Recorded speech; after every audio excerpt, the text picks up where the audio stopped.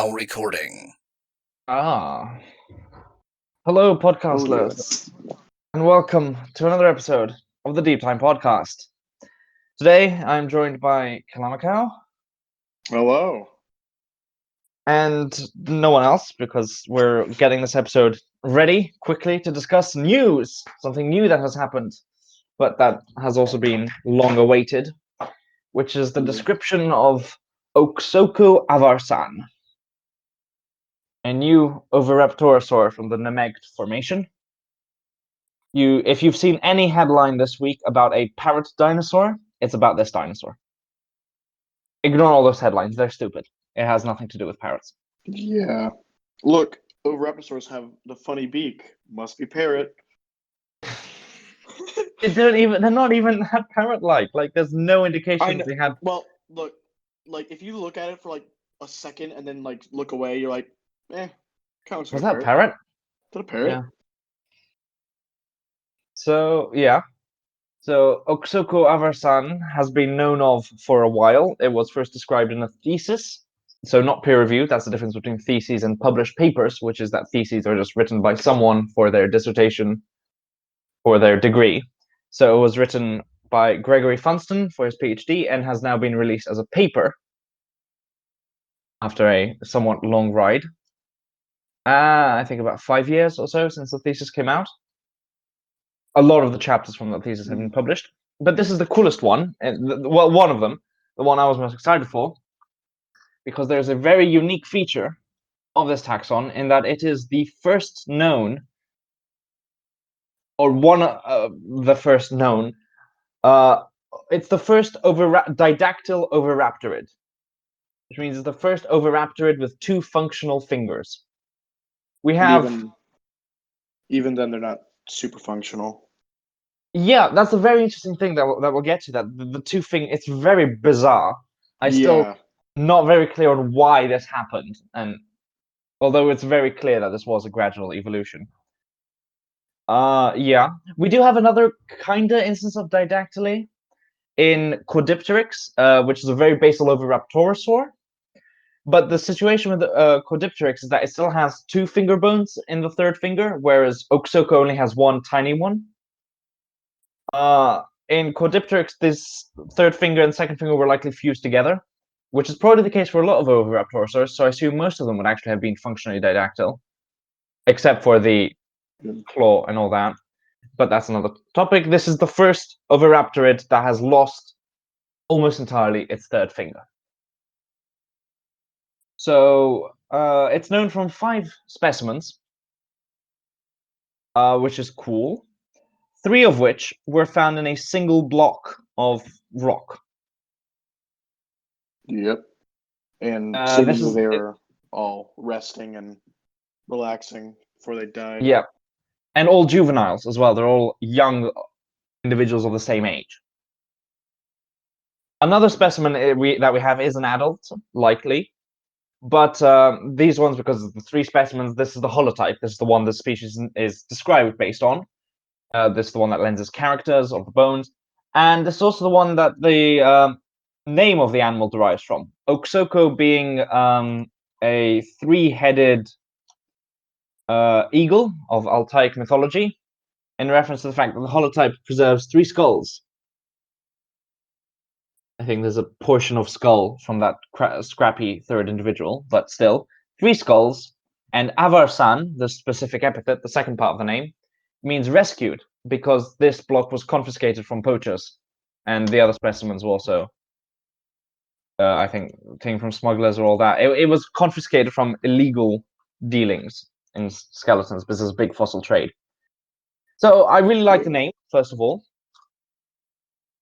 It's not a something raptor, something saurus, or or Nemegt something after the formation it was found in. I'm surprised that we don't have another Nemegt.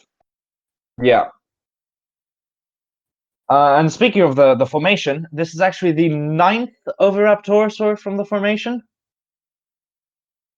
The 9th genus of Oviraptorosaur from a single formation. This is a single, not locality, but a single region, a relatively small region across a relatively small span of time in Mongolia has 9 genera of these Oviraptorosaurs, which is crazy. And yeah, very, very wacky stuff. Yeah, a very funny amount of diversity in such a Yeah, small area and time.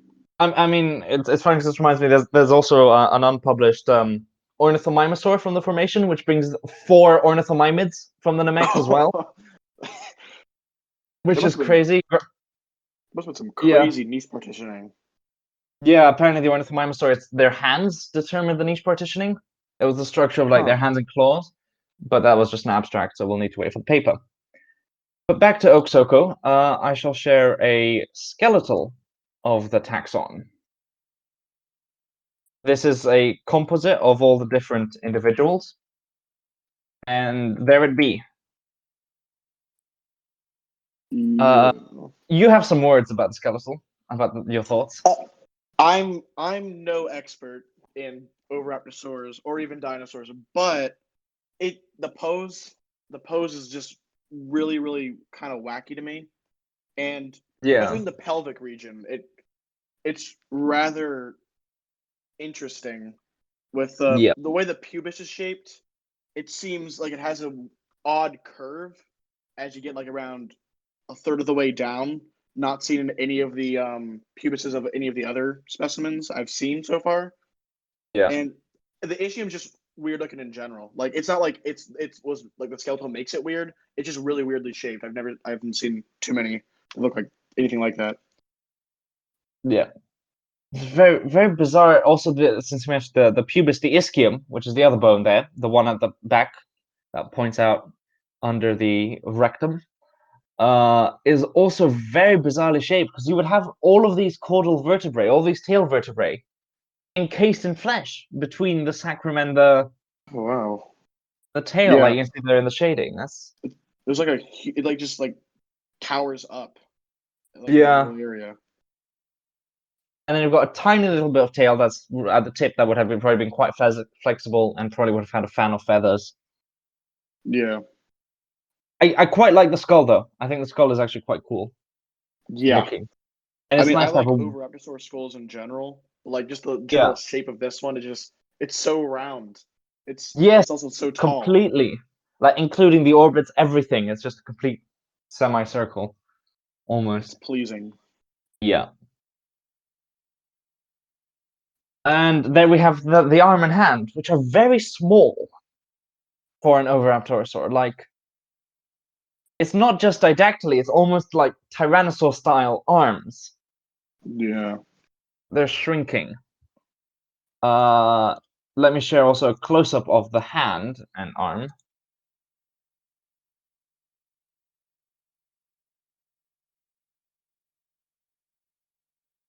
There we go. So you can see that's a tiny little bone at the end.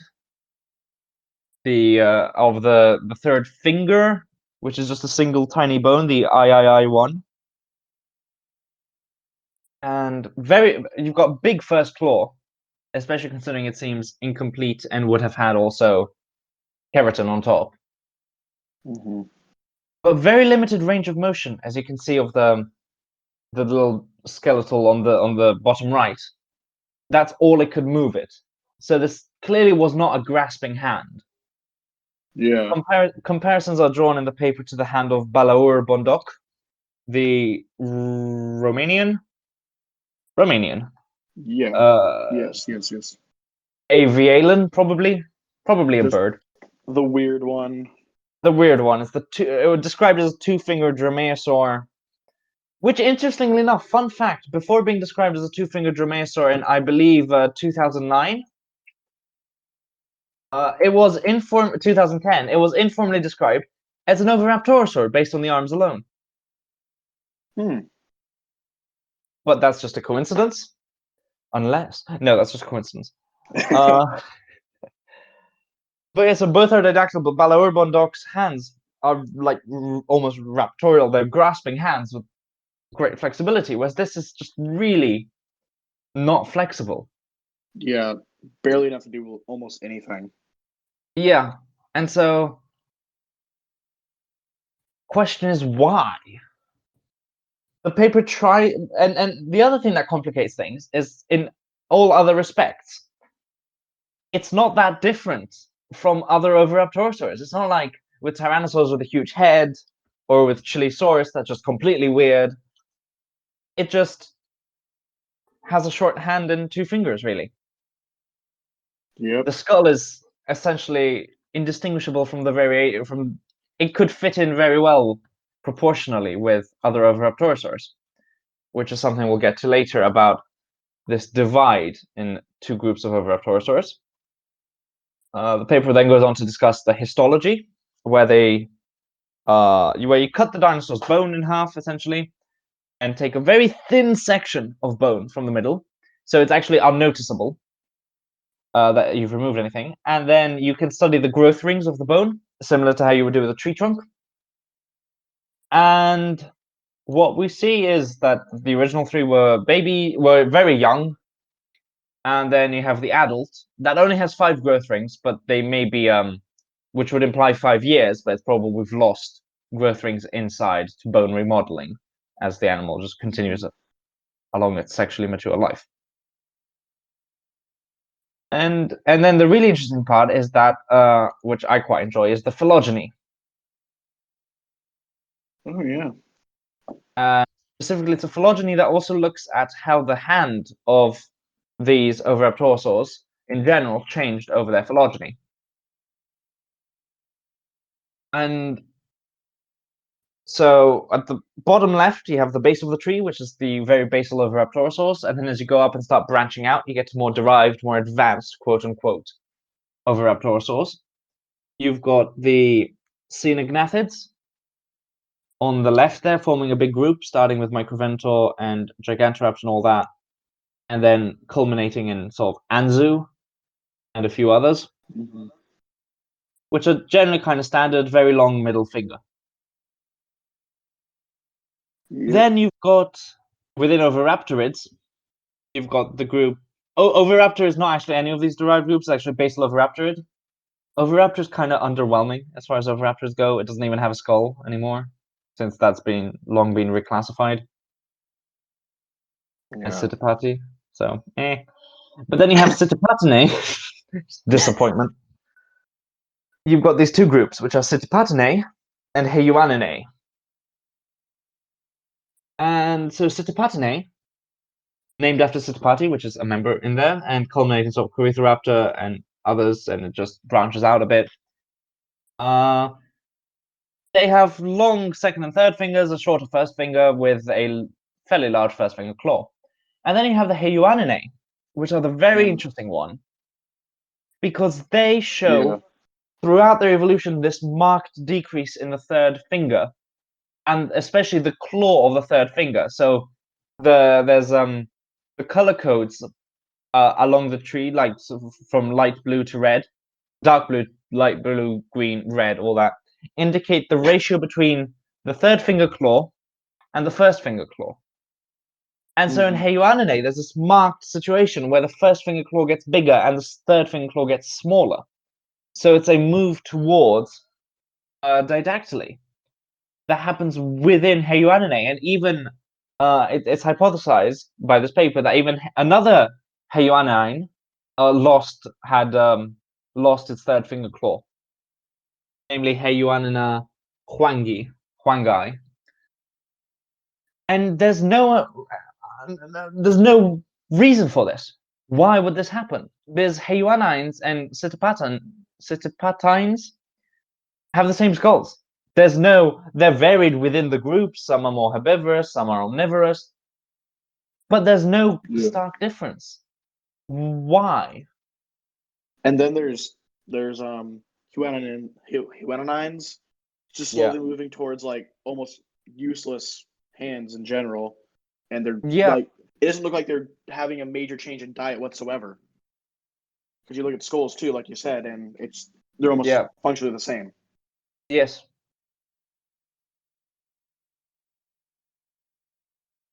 It's bizarre. There is one hypothesis is put forward that the morphology of the form may be something to do with nest building. That was like used to like dig up stuff with the big claws on the two fingers. Mm. After losing the third finger, grooming. I don't know. Another interesting feature is, I believe, Huayuanines are the only actual group of oviraptorids to have proper evidence of gregariousness. Yes. It's it is only unpublished and circumstantial in evidence for gregariousness in oviraptorids, and Khan, the oviraptorid, it's two individuals were found together, but it's which may be, so that's the closest we'd gotten. But now Oksoko is clear evidence of gregariousness because it's these three huddled together. Yep. And it seems since they're all juveniles together, there's separation or Yeah. segregation between different growth Oh, sizes. also the other interesting thing is there's definitely no way that they were like swept together by a flood or something, because they're like in the same pose but not facing the same direction. Yeah. So they would. This is definitely in life. These three animals chilling Mhm. together. Yep. And you just by like in general, it's kind of hard to like say that it was like post-mortem stuff because they're all laying down, like you said, different Yeah. positions, and the way they're like kind of like their legs are positioned and like their heads are like laying down as well. Yeah. Yeah. So definitely interesting stuff. Heyuanine is now best of Raptorosaur group. Like me. Weirdest. Yes, but also they're like the friendliest. They like chill together. You could hang with the boys. And Yeah. subsequently die, of course, but Yeah, that's another and matter. then die and get fossilized, and yeah, win. Yes, but yeah, that's it. And very interesting find. Highlight it brings something very new, but I think it brings actually a lot more questions than it does answers. For sure. How are they being so diverse? This isn't also the only formation where they're all so diverse, because we have a lot of other Asian formations where you have these very diverse Oviraptorosaur assemblages. And this is another one. Why? How are they partitioning their niches? Yeah. Was gregariousness only a thing for them? Why two fingers? Very interesting.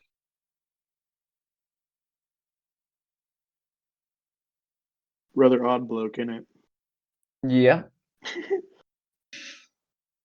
But yeah, So yeah. this very confusing. It's really cool, this paper, but it's also just makes it even more confusing for Oviraptorosaurs in general. Yeah. But yeah, so we've got that published finally. Very nice. Happy to see it. Oh, Yeah. and you guys think things are confusing now that we've got the two-fingered Oviraptorosaur? Wait until the two-fingered Therizinosaur gets published. Oh yeah, I can't wait for that to come out. Yeah.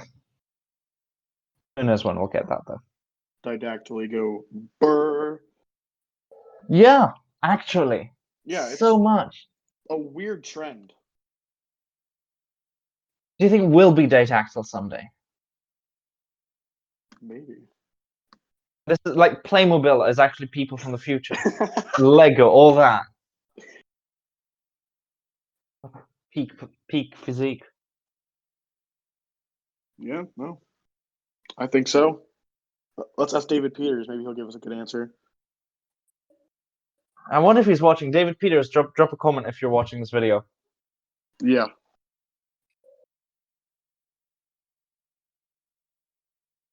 And Well, yeah, I think that's it. We've covered it all. Been a quick one, but yeah, not much more to say. It's a very. I'm putting the link to the paper as well on the bottom. Very good paper. yeah. Good read. Not a super duper long one too, so like you can Yeah, probably knock that one out pretty fast. yeah, good length. Yeah. And yeah, let's see. Let's see. Hopefully, we'll get another big new thing dropping that we can talk about. Yes, sir. There's an Embellisaur coming out this month apparently, so watch out for that. We might Oh cover that. yeah. And a complete one at that, almost complete one at that. Yeah. So very big hype for that. Hopefully we'll be able to see you guys soon with that one. Yeah. So yeah, so we'll wrap up the episode here, I think. Unless there's anything you want to add. Yeah, I don't have anything else to add. Good paper. Good paper, good press release artwork as well. Yeah. Drop Oh, that in as well. I love the artwork. Yeah. And yeah, so thank you for tuning in. We hope this was interesting. We hope you learned something. Yeah. And we hope you stick around for the next one. So we'll see you then. Yep. Have a good one, folks. Leave a Yeah. like and subscribe. Helps Yeah, out the yeah, videos. yeah. And we'll Hit see that bell you. notification. Oh my god. And we'll see you in the next one. Bye bye. Bye-bye.